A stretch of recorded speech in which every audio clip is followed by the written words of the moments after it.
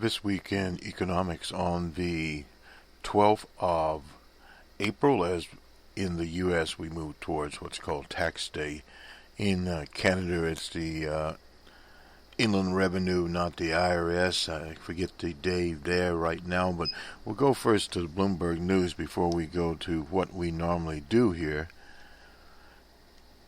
More macroeconomics, but we'll get to this. This is an interesting article here from Bloomberg.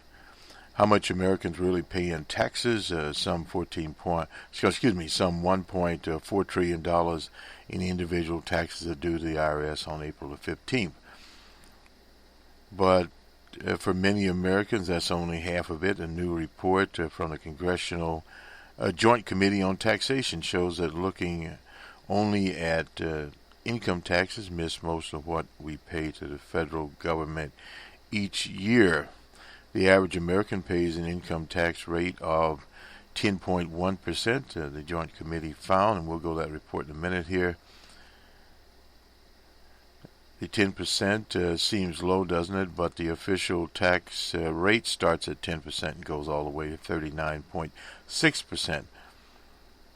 The Joint Committee is also accounting for lots of income but never gets taxed, such as Medicare, Social Security benefits, employer-paid insurance, and employers' portion of the payroll tax. Also, taxpayers pay higher rates above 28% only on earned income above $200,000 or so. The IRS far less from the first takes far less from the first $200,000 earned, especially after deductions and investment income. Finally, as the chart shows, many poor Americans pay zero taxes and even get money back. About 32 million people benefit from what's called the Earned Income Tax Credit. Just looking at income can be misleading. However, all salaried employees or workers also pay a 7.65% payroll tax to cover Social Security and Medicare, and higher income taxpayers owe another Medicare tax. These employers also pay the same amount in payroll tax for each worker. The government collects $1 trillion from payroll taxes last year, in 2014. Wealthy Americans end up paying taxes at a lower rate than the poor and middle class because government collects Social Security on the annual wages up to $118,500. Top income and payroll taxes. The federal government collects $93.4 billion excise tax on such things as fuel, cigarettes, alcohol, and plane tickets. The Fed takes 7.5% of every airline fare plus $4. For example, the gasoline tax is currently at $18.4 per gallon. Add up all the categories of taxes paid by individuals, payroll, excise, and this is what the income groups will end up paying this year. The Joint Committee has said there, and the average, and they have a little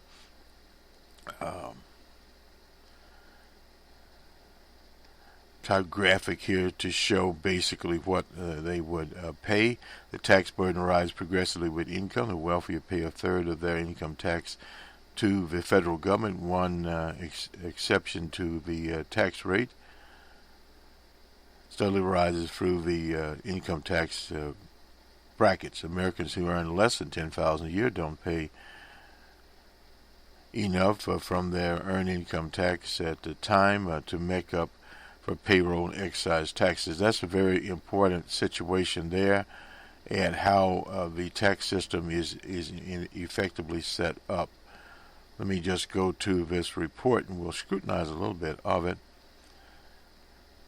And this is the Joint Committee on Taxation. For 2015, it was released in March. And we'll just get to the summarization, the introduction here, prepared by the Joint Committee on Taxation, a summary of present federal law in effect in 2015. The current federal tax system has four elements: an income tax on individuals and corporations, which consists of both regular income and alternative minimum tax, payroll tax on wages, and corresponding taxes on self-employment income to finance certain social insurance programs, and free estate, gift, and generation skipping taxes, excise taxes on goods and services. We just talked about that. A number of aspects of federal tax law are subject to change over time. The standard deduction tax rate brackets, the annual gift tax exclusion are examples. And generally, IRS adjusts these numbers annually and publish inflation-adjusted amounts in effect for the tax year to begin. In addition, a number of provisions in the tax law have been enacted on a temporary basis and have parameters that vary by statute from year to year. For simplicity, this document describes the federal tax law in effect in 2015.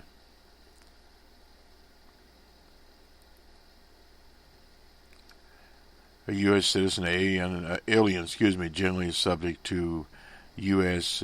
income tax on his or her worldwide taxable income. Under the tax code, this is of 1986, called the Code Gross Income Means and income from whatever source derived, except for certain items specifically exempt are excluded by statute. And some of these items here: compensation for services, interest, dividends, capital gains, royalties, alimony, etc. An individual's adjusted gross income is determined by subtracting certain above-the-line deductions from gross income, and that here deductions include trade and business expenses, capital gains, contributions to, and this what was talked about in the Bloomberg article, a qualified retirement plan by the self-employed, and that's the key. It has to be qualified by the IRS. Taxable income for 2015, the amount deductible for each personal exemption is $4,000. This amount is indexed annually for inflation. An additional personal exemption phased out reduces taxpayers' personal exemption by 2% for each $2,500 there. And let's get the rest. The rest of this, well, we won't go into that, but basically a taxpayer may reduce the gross adjusted gross income amount by applying the standard deduction. The basic deduction varies depending on taxpayer's filing status. The amount of the standard deduction is $6,300 for single individuals and married couples at $9,250. You can basically see where this is going. Additional standard deductions allow respect to individual who is elderly, i.e. above 64 years of age, or blind.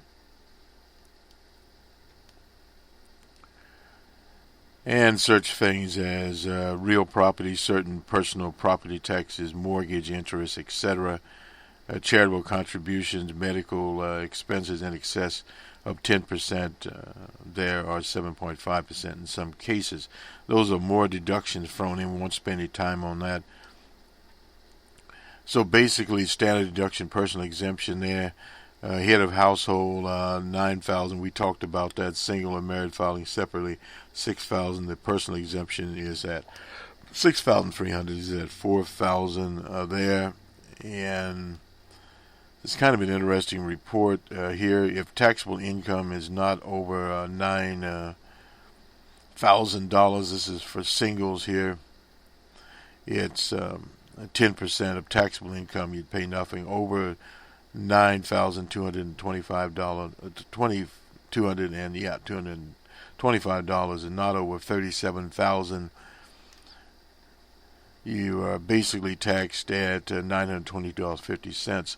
plus 15% of the excess over that. So you basically that is where you are. And if you have $37,450 but not over $90,000, you're taxed at $5,156.25 plus 25% of the excess over $37,000.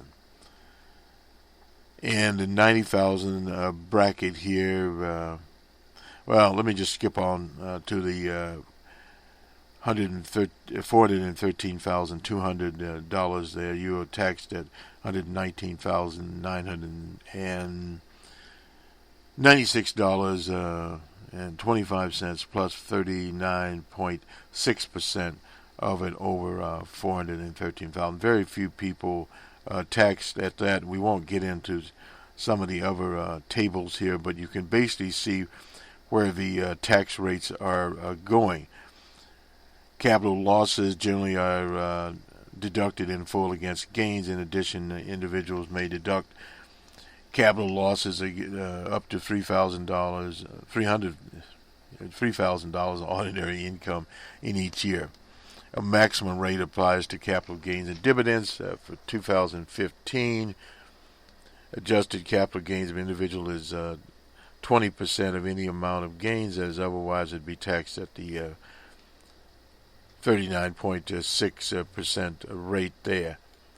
And certain other kinds of credits here also. And so the tax code is full of many things. The earned income tax credit is available to low-income workers. This is where we'll basically quit this part here.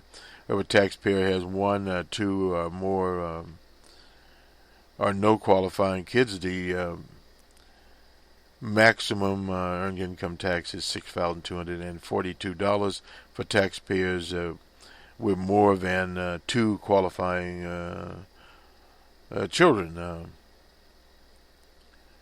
For taxpayers, and $503 for taxpayers with no qualifying children. That's the earned income tax credit there. So that was put in there to more or less equalize things. And as President Obama, when he was running for president, a share of the wealth, so to speak. And that has been in the code for very long there. A federal corporate tax, won't spend any time on it, 15% up to $50,000, and will at $10 million is 35% taxable income there. And just some of the things here. So we'll leave it at the rate in the Bloomberg article. Interesting to know as we come up here. Imports and export price index. This is from the Bureau of Labor Statistics here, and the date on this is it was Friday, the 10th of April. U.S. import prices fell 0.3% in March, following a 0.2% upward the previous month. The U.S. Bureau of Labor Statistics reported today in March lower non-farm prices more than offset a rise in fuel prices. The price index for U.S. exports rose in March, ticking upwards 0.1% after declining 0.2% in February. All import prices decreased at 0.3% in March after increasing at 0.2% in February, the first month advance recorded since a 0.3% rise in June of 2014. Prior to February, import prices decreased 10.3% from June 2014 to January of 2015. U.S. import prices declined 10.5% over the past year, the largest 12-month decrease since the index fell 12% for the year ending in September of 2009, the beginning of the Depression. Fuel price imports increased for the second consecutive month in March, rising 0.4% after a 3.9% advance in February. Fuel prices have fallen 47.6%, a very important figure there, between June 2014 and January 2015. Despite the recent upturn, declined 45.2% over the past 12 months. The increase in March was led by a 0.8% advance in petroleum